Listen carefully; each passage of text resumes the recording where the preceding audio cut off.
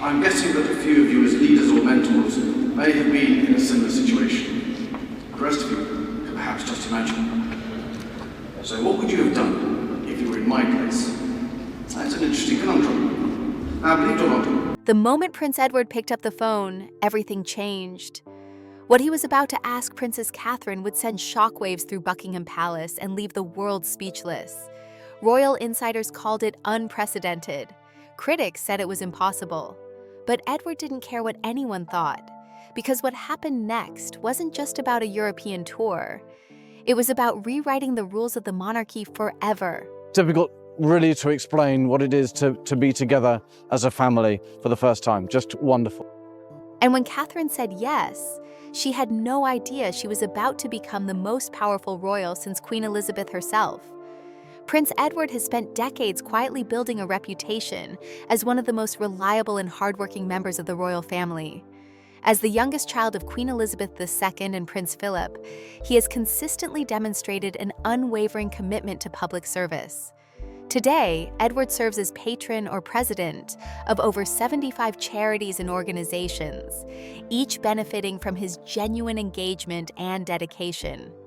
His work spans diverse areas, including the arts, sports, and youth development, with a particular focus on the Duke of Edinburgh's award scheme, a program his father founded in 1956 that has helped millions of young people develop essential life skills. The numbers speak for themselves. In 2023 alone, Prince Edward undertook 297 royal engagements, making him the third most active working royal after King Charles and Princess Anne. These weren't mere ceremonial appearances. Each engagement represented hours of preparation, meetings with charitable organizations, speeches carefully crafted to inspire and inform, and genuine connections made with people across the United Kingdom and around the world. This level of dedication often goes unnoticed by those who focus solely on the more visible members of the royal family. But within palace circles, and among those who work closely with the royals, Edward's contribution is deeply valued. What makes Prince Edward particularly effective in his role is the partnership he shares with his wife Sophie, the Duchess of Edinburgh.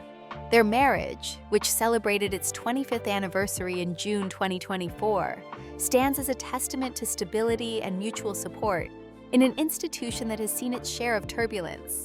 Friends of the couple describe their relationship as one of equals, with both Edward and Sophie bringing complementary strengths to their shared duties.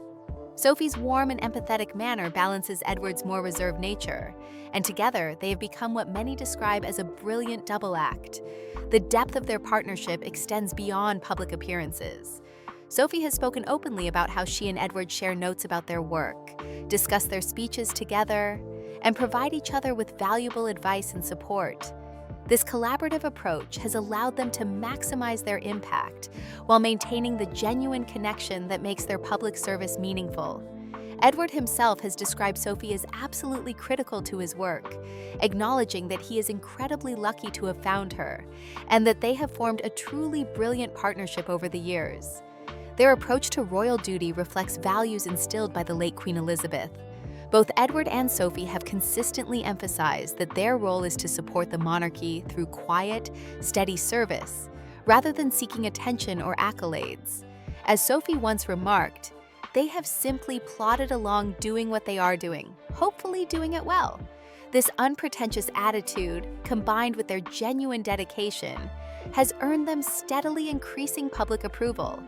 Opinion polls consistently show high favorability ratings for the Duke and Duchess of Edinburgh, with their support only growing stronger over time.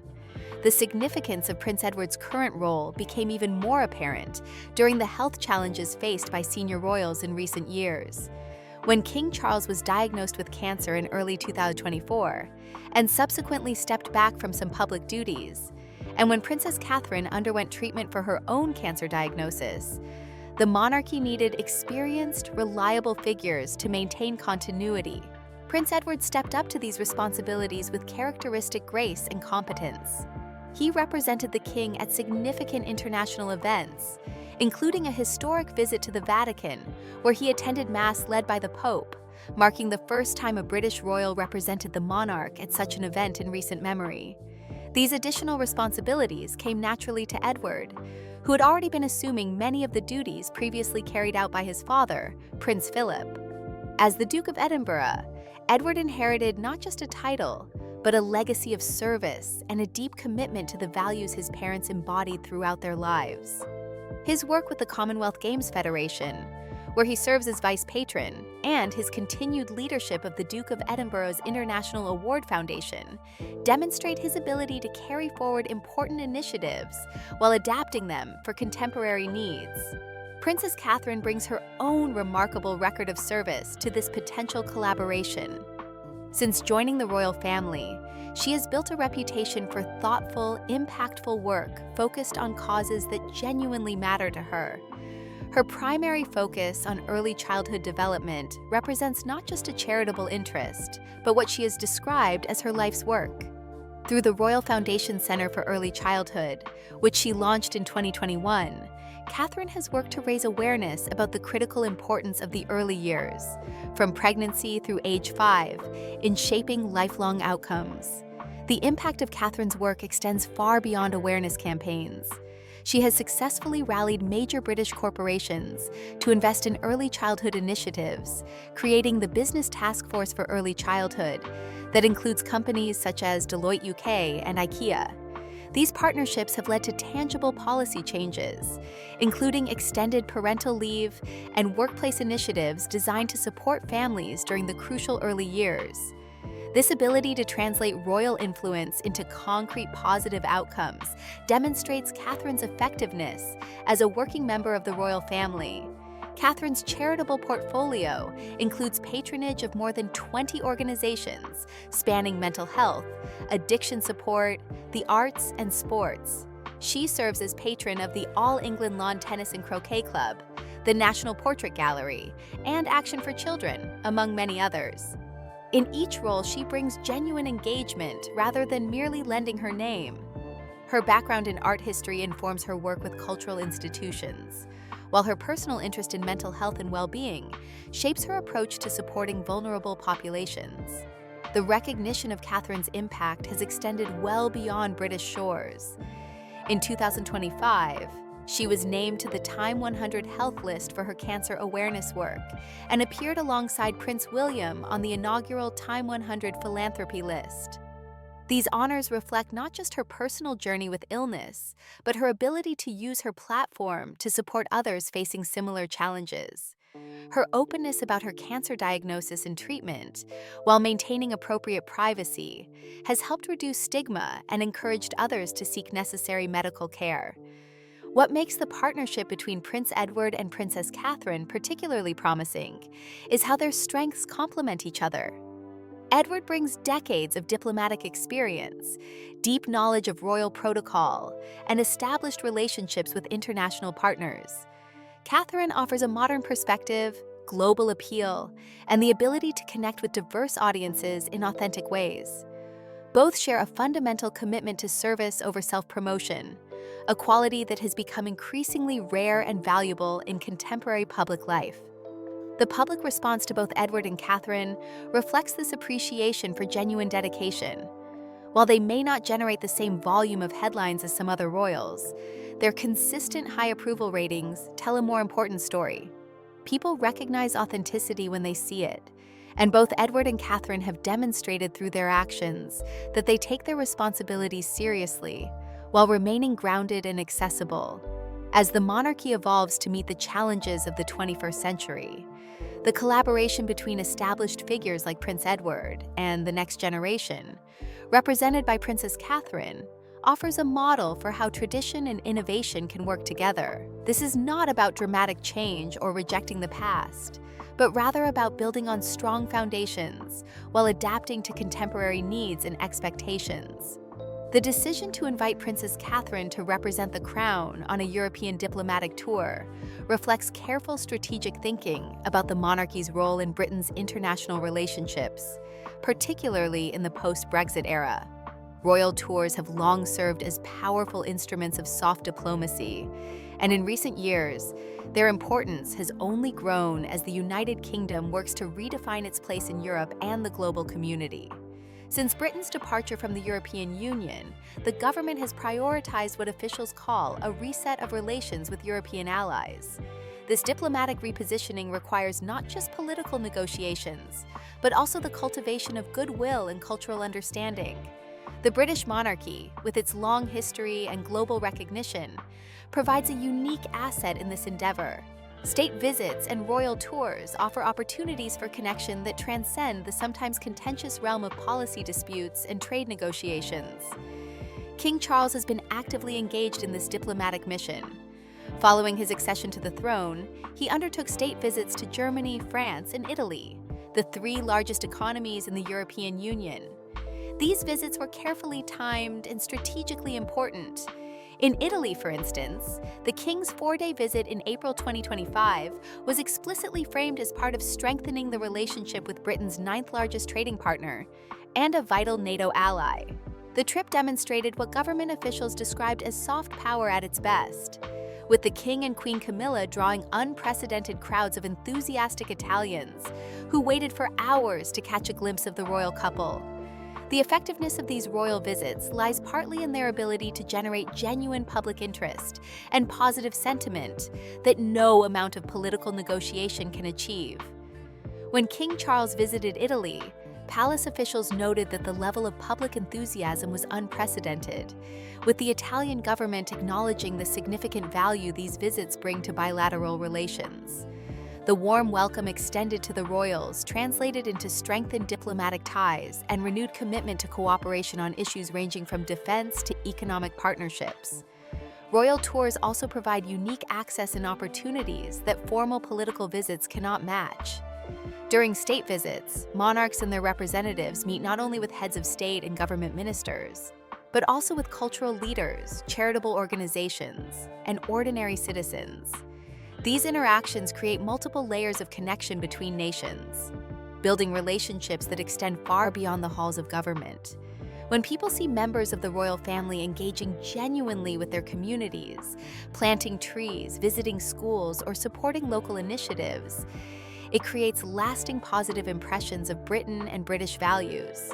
The specific invitation extended to Princess Catherine carries additional strategic significance.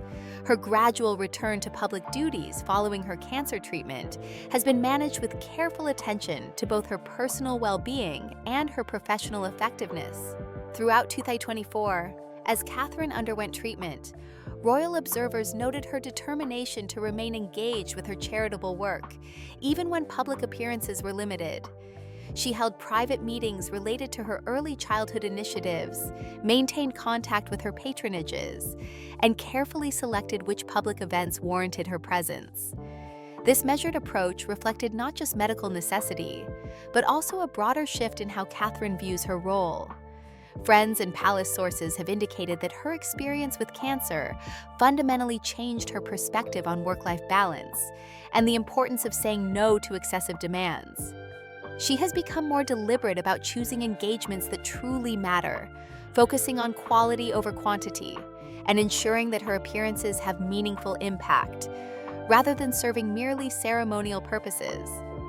The experience has also deepened Catherine's ability to connect with people facing their own health challenges. Her visits to cancer centers and her candid conversations with other patients have revealed a genuine empathy that extends beyond royal duty.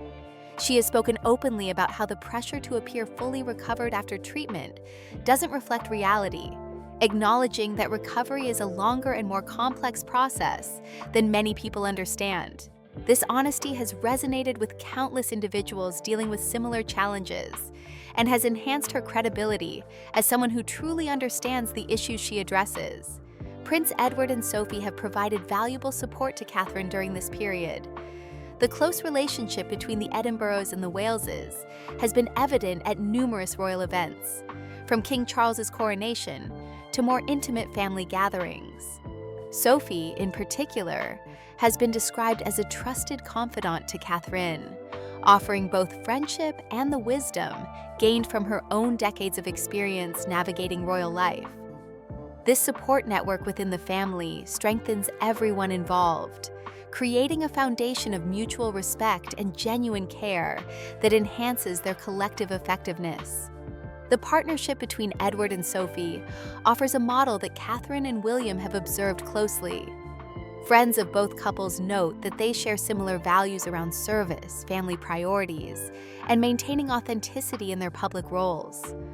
Both couples have young children whose well-being they prioritize, and both have worked to establish boundaries that allow them to fulfill their royal duties while also being present parents.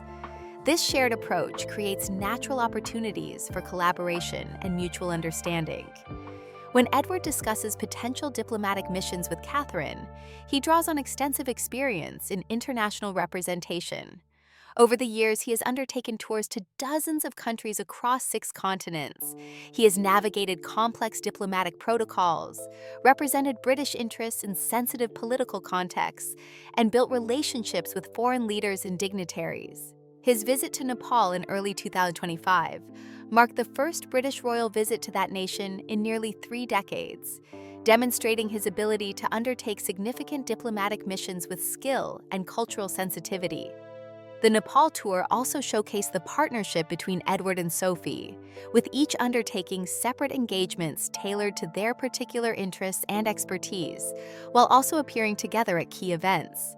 Sophie visited hospitals to understand healthcare challenges in remote areas, while Edward focused on environmental conservation and youth development programs. This division of labor maximized their impact, while allowing each to engage deeply with issues they understand well. It's a model that could easily be adapted for future tours involving Catherine, whose own areas of expertise would complement Edward's experience. European nations have explicitly welcomed increased engagement with British royals. Diplomatic channels have quietly expressed relief at the prospect of visits that emphasize cultural connection and shared values, rather than dwelling on the complications of Brexit. The British Foreign Office has received positive feedback from ambassadors who view royal visits as opportunities to strengthen relationships in ways that purely political exchanges cannot achieve. There's recognition that while policy disagreements will continue to require negotiation, the underlying friendship between nations benefits from regular renewal through cultural and ceremonial exchanges. The timing of this invitation to Catherine also reflects practical realities facing the royal family.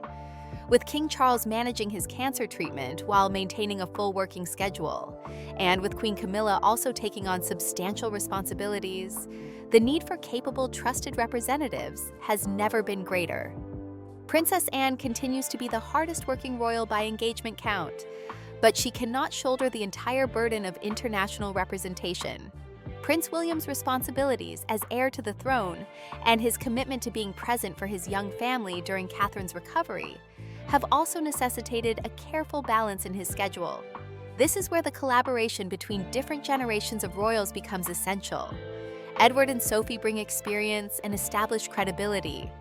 Catherine brings contemporary relevance and broad appeal, particularly to younger audiences. Together, they can present a royal family that honors tradition while remaining engaged with modern concerns and challenges. This combination is precisely what effective soft diplomacy requires in the current era. The concept of soft power, so crucial to understanding royal diplomacy, rests on the ability to attract and persuade rather than coerce. The British monarchy wields considerable soft power globally, but this influence must be actively maintained through engagement and demonstration of continued relevance. When Catherine travels to Europe under Edward's guidance and invitation, she carries not just her personal appeal, but also the weight of centuries of royal tradition adapted for contemporary times. Foreign ministries and diplomatic services understand this dynamic well. They recognize that a successful royal visit can generate goodwill that facilitates cooperation on harder policy issues. When populations feel positively toward Britain because they've welcomed and enjoyed a royal visit, their governments face fewer domestic obstacles to maintaining strong bilateral relationships. This reality makes royal tours valuable investments in international relations, particularly during times when political relationships face strain or require strengthening. The preparation for such tours involves extensive coordination between palace officials, the Foreign Office, and host nation representatives. Security arrangements must be finalized. schedules carefully constructed to balance ceremonial obligations with substantive engagement, and messaging coordinated to ensure visits support broader diplomatic goals. Edward's experience with these logistical and diplomatic complexities makes him an ideal mentor for Catherine as she takes on expanded international responsibilities. The invitation extended by Prince Edward to Princess Catherine represents more than a single diplomatic mission. It signals a thoughtful transition within the royal family, one that recognizes both the strengths of experienced members and the fresh perspectives brought by the next generation. This collaboration embodies the monarchy's ability to evolve while maintaining the core values of service and dedication that have sustained it through decades of social and political change. Princess Catherine has consistently expressed genuine enthusiasm for international engagement and cultural exchange. During a conversation with Australian military personnel at a St. Patrick's Day parade in March 2025, she spoke warmly about her love of travel and her desire to experience countries in ways that go beyond official engagements. She mentioned her familiarity with the Middle East from her childhood and expressed appreciation for the opportunities that official visits provide, while also acknowledging the challenge of truly experiencing a place when schedules are packed with formal events and building tours. Her comments revealed someone who understands both the privileges and limitations of royal travel, and who genuinely values the human connections that make such visits meaningful. This authentic interest in cultural engagement aligns perfectly with the goals of diplomatic tours.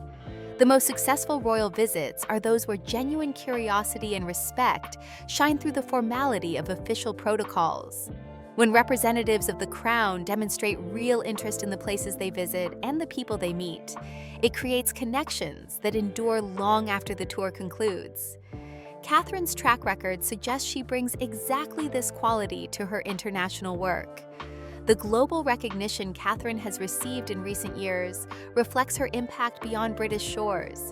Being named to the Time 100 Health list in 2025 acknowledged not just her personal journey with cancer, but her willingness to use that experience to support others and raise awareness about health issues. The inclusion of both Catherine and William on the inaugural Time 100 philanthropy list further demonstrated their effectiveness in translating royal platforms into tangible positive outcomes. These honors came from international publications with global reach, indicating that Catherine's work resonates across borders and cultures. Her approach to public service has earned respect from diverse audiences, precisely because it avoids superficiality. Whether visiting early childhood centers in Britain or meeting with international partners, Catherine demonstrates thorough preparation and genuine engagement. People who interact with her consistently report that she listens carefully, asks thoughtful questions, and remembers details from previous conversations. These qualities, while they may seem simple, are exactly what effective diplomacy requires. They signal respect, intelligence, and sincere interest in understanding rather than merely being seen. The public response to both the Edinburghs and the Waleses provides strong evidence of their collective effectiveness. Opinion polling consistently shows high approval ratings for Prince Edward and Sophie, with their favorability having increased steadily over the years. While they may not dominate headlines in the way that some royals do, their quiet competence has earned deep respect from those who follow royal activities closely. Similarly, Catherine has ranked as one of the most popular members of the royal family, with polls in 2024 showing her as the most liked royal among the British public.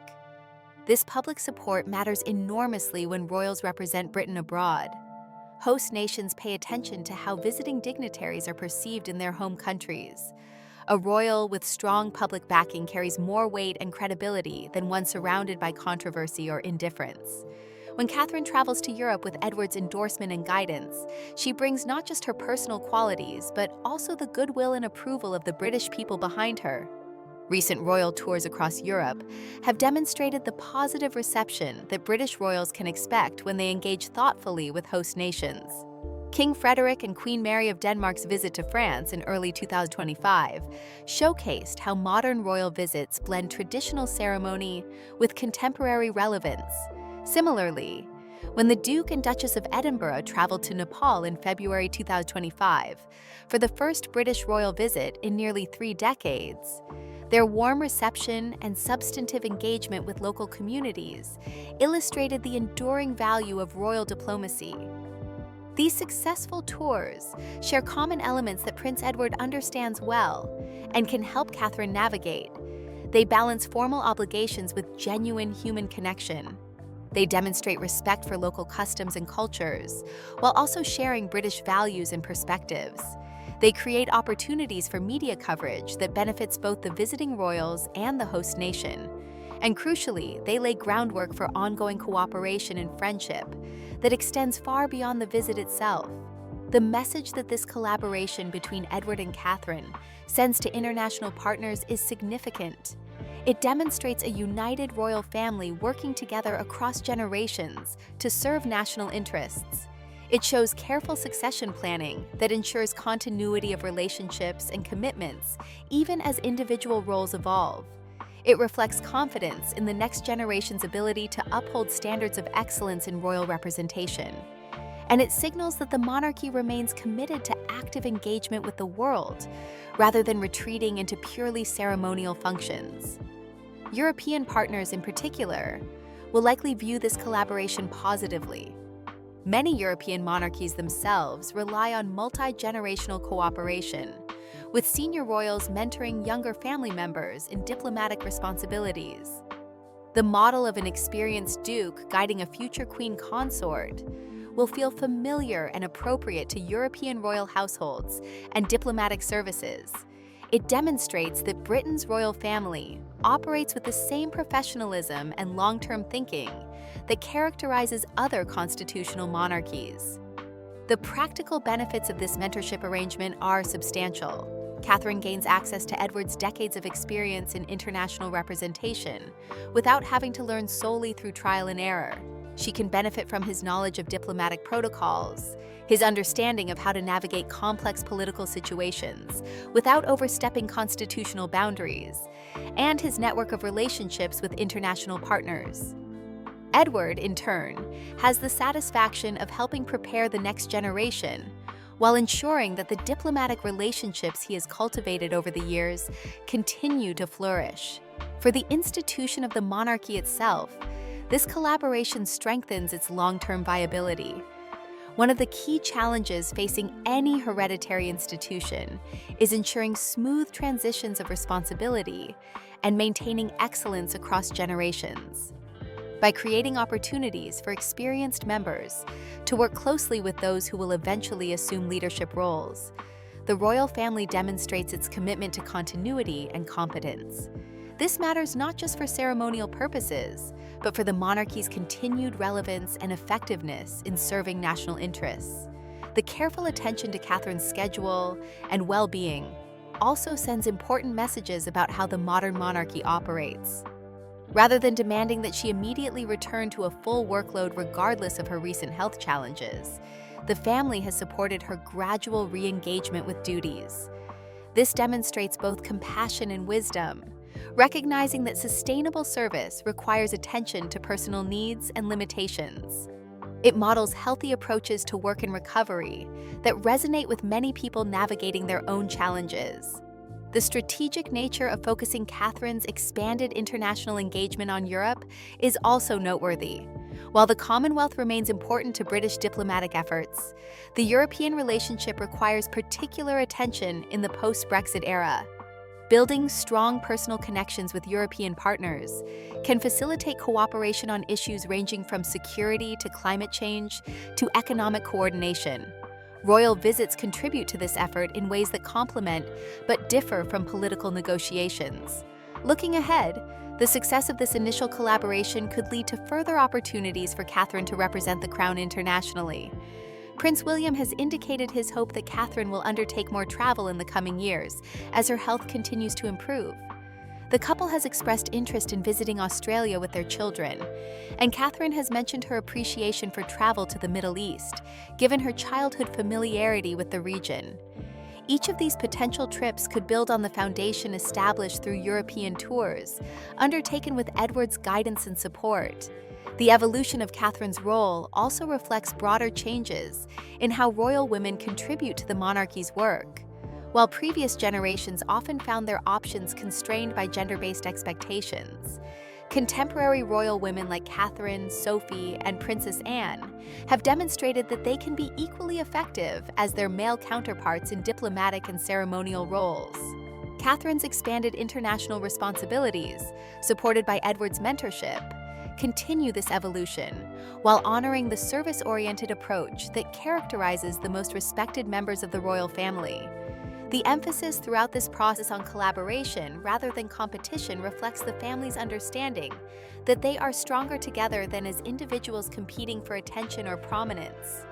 Edward's willingness to share his platform and expertise with Catherine, and her openness to learning from his experience, creates a model of intergenerational cooperation that serves everyone involved. It demonstrates maturity, mutual respect, and shared commitment to goals larger than personal advancement. As preparations move forward for Catherine's European tour, the careful planning and thoughtful approach to this opportunity reflect the seriousness with which the royal family takes its diplomatic responsibilities. This is not about photo opportunities or superficial gestures. It is about strengthening relationships between nations, promoting British values and interests, and demonstrating through action that the monarchy remains a vital and valuable institution in contemporary Britain. The partnership between Prince Edward and Princess Catherine in achieving these goals represents the monarchy at its best, combining tradition with innovation, experience with fresh perspective, and individual excellence with collaborative strength.